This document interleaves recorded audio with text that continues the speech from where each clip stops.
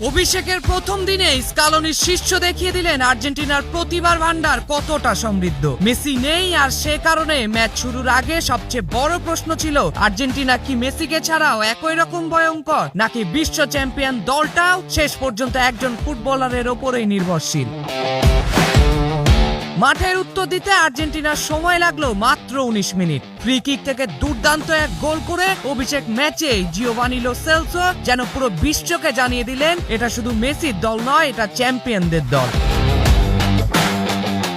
গোলের পরও থামেননি আলবিসেলেস্তোরা। বলের নিয়ন্ত্রণ, আক্রমণের ধার আর আত্মবিশ্বাস সবকিছুতেই ছিল বিশ্ব চ্যাম্পিয়নদের ছাপ। তারপরও 30 মিনিটে আসে দ্বিতীয় আঘাত। পেনাল্টি থেকে গোল করে ব্যবধান দ্বিগুণ করেন মার্টিনেজ। প্রথমার্ধে শেষ হয় আর্জেন্টিনার পূর্ণ আধিপত্য, তবে জর্ডানো হার মানার পাত্র নয়। দ্বিতীয়ার্ধের 55 মিনিটে দারুণ এক গোল করে ম্যাচে ফেরার ইঙ্গিত দেয় দলটি।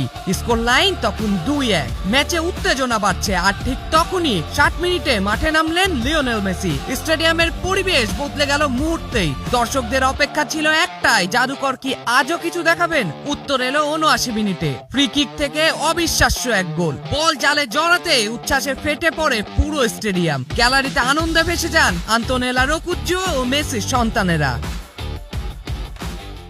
রাজধানীতে নিজস্ব জমিতে আমরা গড়ে তুলছি আপনার সুখের আবাস, এডিসন রিয়েল এস্টেট। মেসি যেন আবারও মনে করিয়ে দিলেন কেন তিনি ফুটবল ইতিহাসের অন্যতম সেরা। একদিকে নতুনদের আত্মপ্রকাশ, অন্যদিকে মেসির জাদু, সব মিলিয়ে আরেকটি দারুণ জয় তুলে নিল আর্জেন্টিনা। জুবাইর ইনাম, নিউজ 24।